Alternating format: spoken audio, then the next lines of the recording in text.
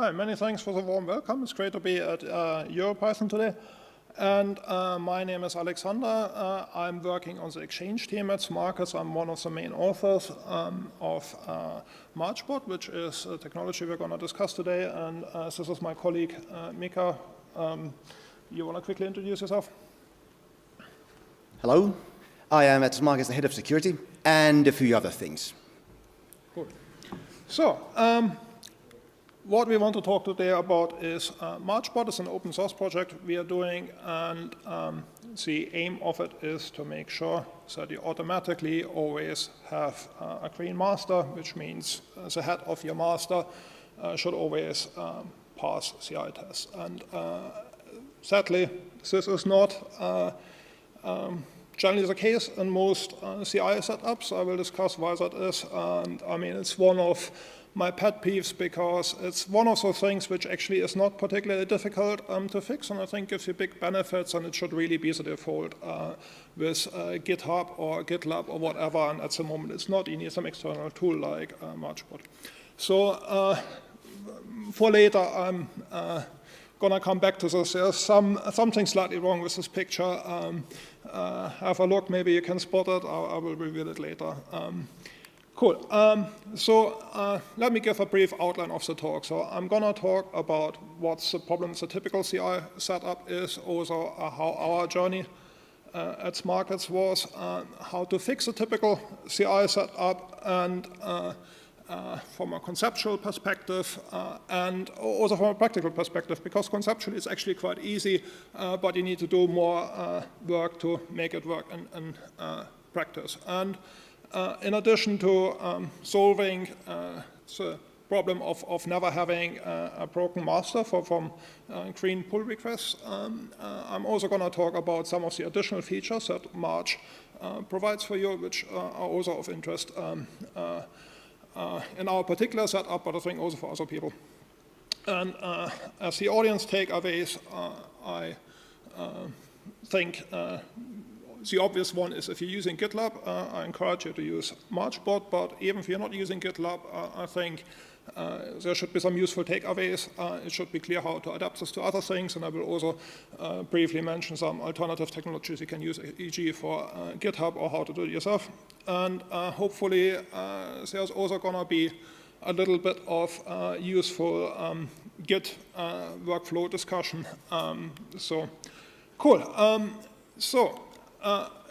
First of all, I mean, at the risk of stating the obvious, let's briefly see why broken master is bad. I mean, the foremost problem, which actually was quite painful when I started at Smarkets, is that when you can't rely on master working correctly, when you start new feature work on a branch, it can be a very high overhead to figure out what actually is your fault and what was the fault that you started off from a broken master. Obviously, it also makes it more likely that you ship broken stuff to production, which is very undesirable. And a more subtle point is it also makes it much harder to sort of retrace your steps. Like if you find some undesirable behavior which you would like to bisect, or so bisect is going to break pretty badly if you don't know which commits have random, unrelated failures, which are not really the bug introduction you're looking for. Cool. So let me start out with just mentioning the Smarkets workflow as it was when I started at Smarkets. And basically, Alice, the rockstar coder, sort of wrote some code, then sent a patch via Slack to Bob, the software builder, and Bob either rejected it, in which case we go back to square one, or approved it, in which case Alice then pushed it straight to master with some additional meta information for auditing purposes, which Mika can talk about a little bit, but that kind of was it, and then CI was one. And I mean, obviously this is not ideal because it caused frequent breakage. I mean, in principle, of course, developers were meant to test things thoroughly before pushing them, but it's much better to automate that with CI. So basically there are two reasons that a master can be broken. So the first one is bad workflow, and I'm going to talk about how to fix that. Marge A will do it for you. And the second one is admittedly a bit more difficult.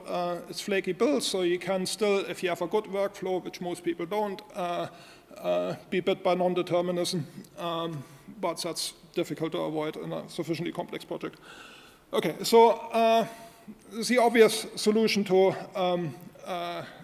improve this workflow is like maybe do CI first before you push things to master, and maybe don't Slack patches, use some review system like GitLab or GitHub or Fabricator provide.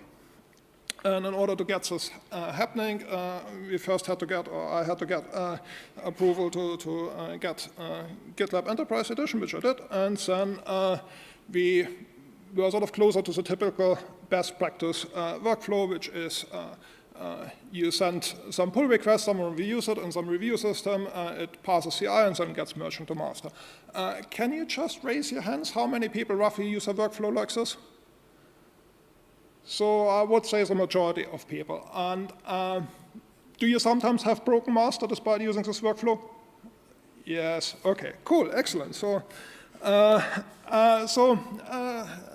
are complications to this because master moves. So there really is another choice point, namely do you have a merge conflict, yes or no? And if yes, you go back to square one. If no, it becomes a new master.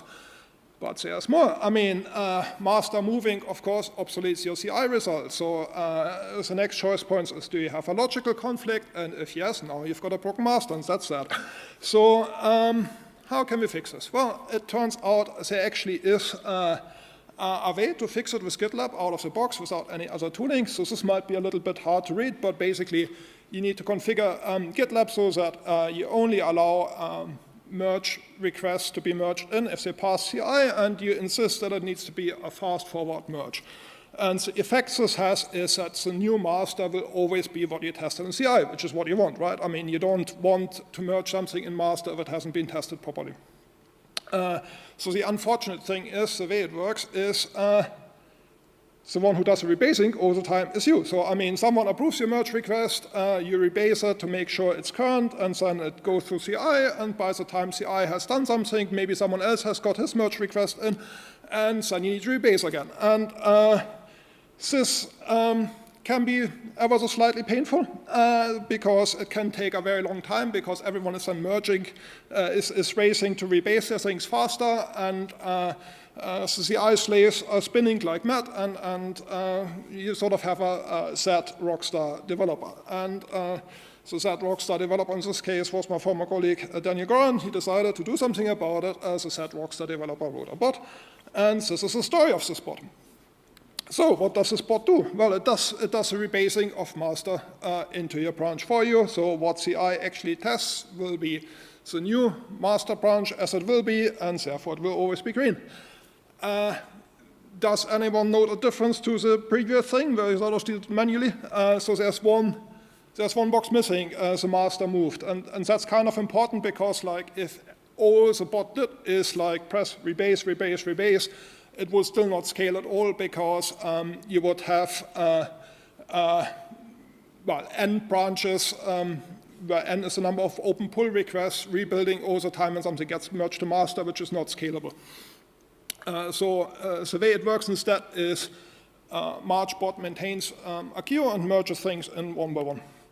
And so technically, there still is this check, but it's just if people sort of push things directly to master, subverting the process. But cool. Very quickly, I want to discuss how it can happen that you have green pull requests and master is still broken.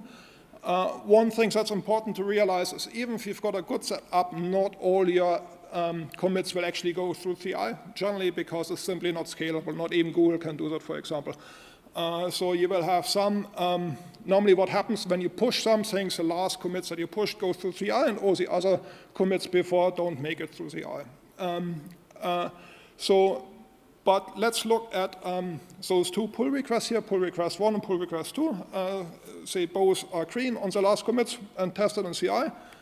But it doesn't mean there is no logical conflict between them. And then when you merge it in, you end up with a broken master, okay? And a couple of examples in practice how this can happen. One thing that happens quite frequently is you basically change an API in one pull request, make it better, like fix some typo in some method name or so, and someone else adds an additional call side.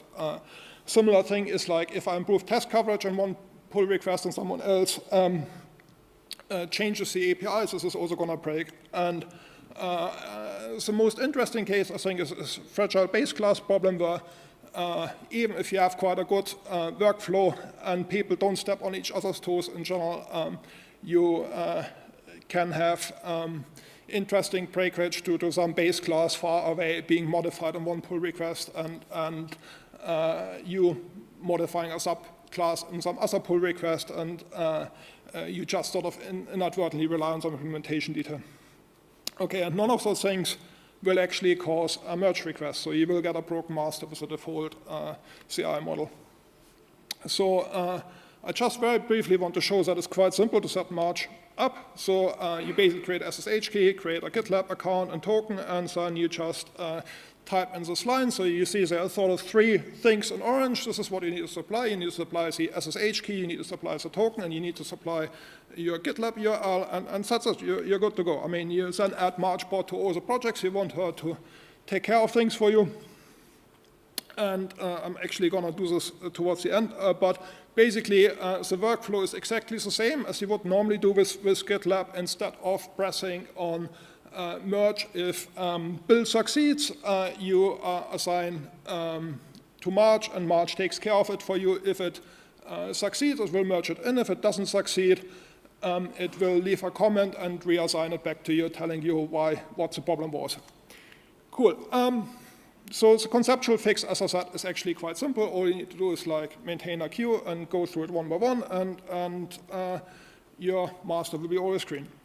So the main difficulty is with actually making it work in practice. You need usability, familiarity, and scalability for this. Familiarity means you need to build on some existing solution like GitHub or GitLab that people are happy to use.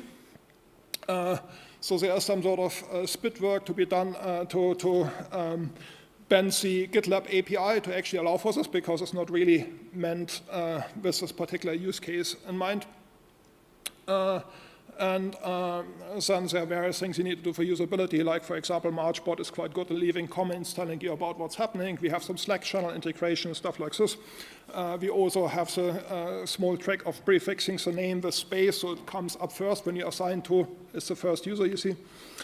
So scalability is more work, and you don't actually need it immediately. I mean, we started out doing MargeBot in a non-scalable way and worked completely fine for maybe a dozen users or so. But if you've got 70 users like we have now, it no longer works if you basically run a single queue and do each merge request individually in this queue. So you need to batch them up, and I'm gonna very briefly explain how this works. So this is similar to the previous slide. So we sort of have like a couple of pull requests, 3. One is failing, 2 other ones are fine, and then what MargeBot does is it takes all the pull requests up to a fixed number that currently have passed CI and creates a temporary branch. Creates a temporary branch with all the good pull requests, which means they have passed CI, and also you don't have a merge conflict when you try to merge it into the existing temp branch. And the rest is ignored for now, and then you try running CI on the temp branch. If it works, you throw the temp branch away and then merge all the individual branches in the same order you merge in the temp branch, and otherwise, if it fails, you go back to either splitting the temp branch or merging things one by one. And that makes it quite scalable. Cool. And that's basically it. I mean, this is how you get a green master. But there's more. But before we go to that, Mika is going to tell you about the peculiarities of our workflow and our requirements. Thank you, Alexander. So, among the other things I mentioned, I worry about compliance. I can see sneakers. And I worry about how it affects engineering. And the workflow we have is impacted by requirements due to regulatory jurisdictions and auditings. As for background, we have about 70 engineers split across 11 teams, and they maintain roughly 130 unique and individual services. That's a lot. Commits land in master every few minutes, as you can see, and in branches even at a higher rate. Marge is merely a gatekeeper. We ship to production about once an hour, so 10 times a day, more or less. And as we add more engineers, more teams, more projects, we cannot have this become any slower. So, are there any of you who work in a regulated industry? I have a few. Have you had to change your workflow due to auditing requirements? I have, wow, more hands than before. Okay, question. Were those fixes for the better? Or at least did they improve your workflow? Okay, so this is where Marge comes in. So, as I mentioned, we are in an industry where we get audited all the time, and requirements vary by country. We can't cherry pick what we do. We satisfy all of them at the same time. It's not an option, it has to be done. And since we want to maintain the velocity, we cannot cripple the workflow. This is the thing that Marge actually provides us, and it also made auditors and auditing easier, which you wouldn't believe is even possible. So, think about requirements, what you might have. Auditors want to know who wrote the code, when, how was it tested, who approved it, when was it shipped, okay, who shipped it, who thought it was even a good idea to write this piece of code. Yeah, these are questions you might want to know even if you weren't being audited. They are basically development hygiene. What we do with this is we add Git and Marge to the mix. We get out of the box, commit themselves, they tell us who and when. That's an easy part. Git and Marge bot, in particular with trailers, which Alexander will expand later on, tells exactly who tested, who approved, when was it built, part of which series. We have Marge rewrite the commits and add these as a trailer so we can see from commits when they happened and actually what was the history. And then for deployments, we adapted our ship tool to record all the deployments against the commits they were built from in Git nodes. Don't do this. The UI for Git nodes is atrocious, but it actually works nicely when you know what you're doing. Eventually, the question is, why do we do this with Git? Mostly because you can get all of this from other tooling. They are third-party solutions that give you most of this out of the box, but then what you have is that information is now held in the vault of that particular product. You are logged into a particular vendor, particular product, particular workflow. You can't change what you do. And you can see the couple of white items. Those are business decisions. I can't help you there. Nobody can. You know what you're doing and why. But the point of you doing this in Git is that it makes it easier to work with, and it allows anyone to clone the repo and get the full history of only not what was done, but also when it was gotten in production. Because as far as auditors are concerned, Git is pretty handy. It provides not immutability, which auditors would love, but it gives the next best thing. It gives tamper evidence. You can rewrite history, but at that point you change your commit hashes. It is obvious that someone has mucked about and done horrible things to your Git repo. It's familiar. You all know how to use it. If you don't, you're very close to learning it. And above anything, it's platform agnostic. It runs absolutely anywhere. Maybe not on QNX, but who uses that? In any case, the idea is that we are not bound to any particular solution, any particular vendor. What we have is a solution which scales with us and allows us to move as time passes to other vendors, other products, and keep developing as we want.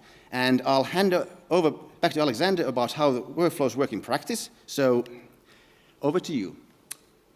Cool. So at Sparkus we use a monorepo and a rebase-based workflow, and I want to talk a little bit about some motivations and Git workflow theory versus practice, because I think in theory, some things sound quite attractive. So for example, submodules sound quite attractive as an idea. Let's say you've got a development model where most of your things are microservices. Why not have one repo per microservice and have one big repo, which is like the actual production repo, and you have those microservices sub-repos. because that's quite nice. It gives you like a macro view of what actually is in production and a micro view of the individual repos, and typically developers for a particular service only have to care about the service. When they do git crap or clone or whatever, they just get stuff that's relevant to them. It's easier to set up CI also, so it sounds quite tempting, right? Similarly, merging sounds like quite a good strategy because you again have the sort of macro-micro distinction. When you rebase, you typically lose the information where stuff came from, whereas when you merge, you can typically with a feature-based approach, you can see a merge commit for every feature that was merged. So the merge commits as a macro view, and the individual things on the branches sort of give you some drill down into the development decisions that were taken. And an important point also is for auditing and whatever else, you sort of have the same history all the time. That has many benefits. Okay, but as often theory and practice, I think, are not that well aligned. So in practice, submodules, when you do like Google image search for some, well, even people in India are complaining about them. I think the solution is basically just go monorepo or use some other solutions. I think submodules add far too much brittleness and complexity to be worth it in practice. Another problem with a merge-based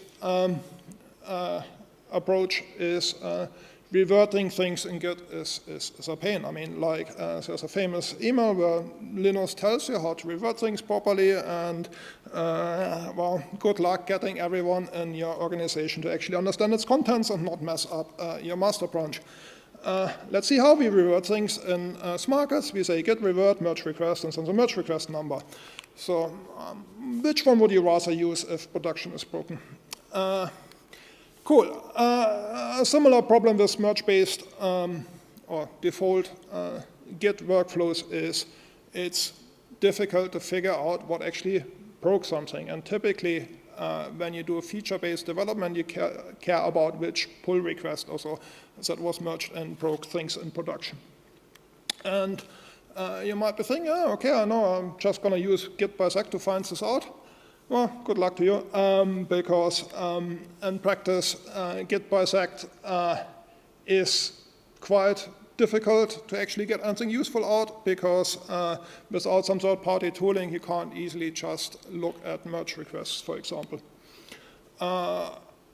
Also, one problem with bisecting things often is, as we saw before, in a realistic setup, not every commit will be tested, which means not every commit will have passed CI and work, and that means bisect will sort of stumble over some random problems, like you might be looking for some severe bug and the test fails because some linter failed on this commit or some nonsense like this.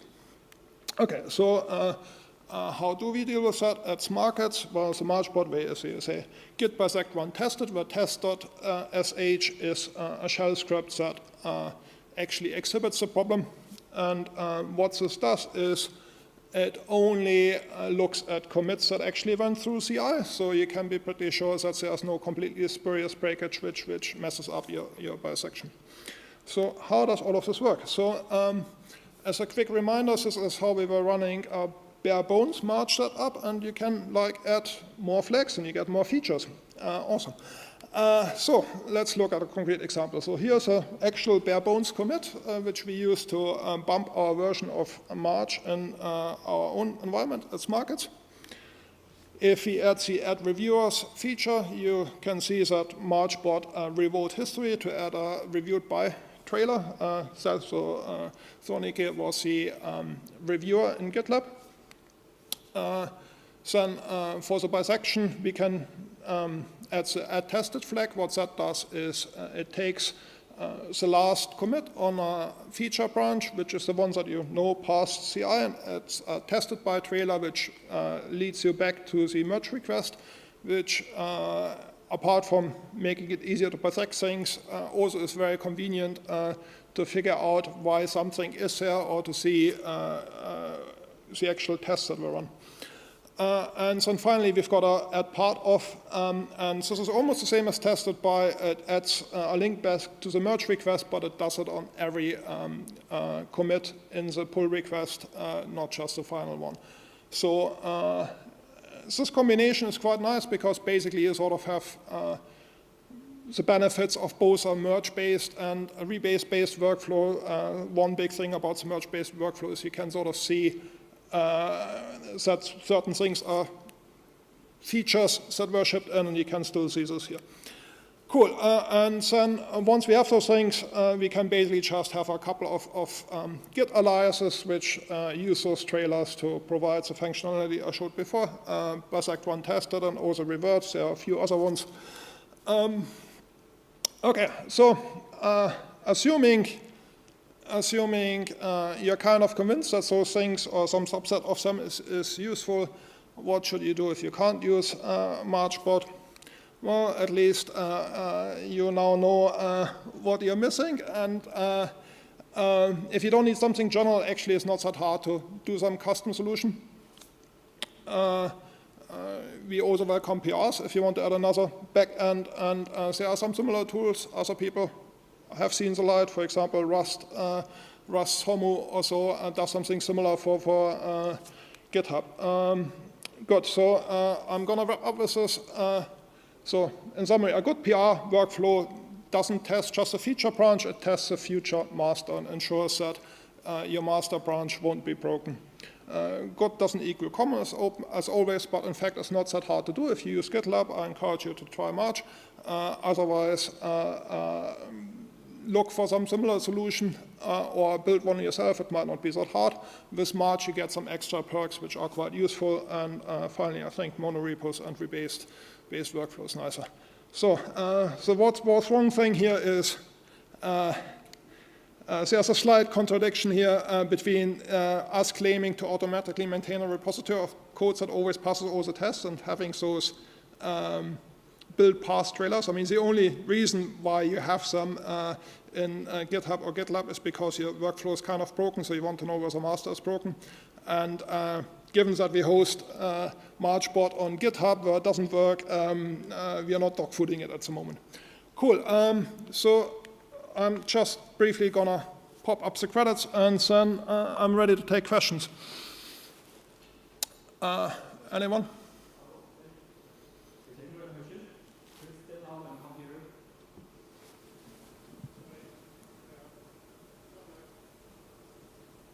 Hello? Is anyone have a question? Please stand up and come here. Yeah. If there are no questions, I can say a little bit about implementation details also. Yeah, you can do it. No questions? Okay, cool. We have one. Sorry, yeah. Okay, please come.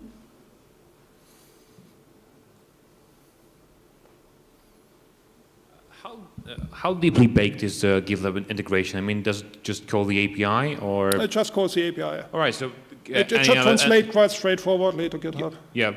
I was also wondering because we're actually using Jenkins for CI, and I was also wondering about calling Jenkins too. API. But That's not a problem. So because the way it works is you can configure different CI backends in GitLab, and all that Marge does is it relies on you having configured GitLab correctly, namely saying you need to have pass CI, so it doesn't care about the underlying build system or CI system. It just uses the GitLab API to merge things in. all right, thank you. Cool. Any other questions?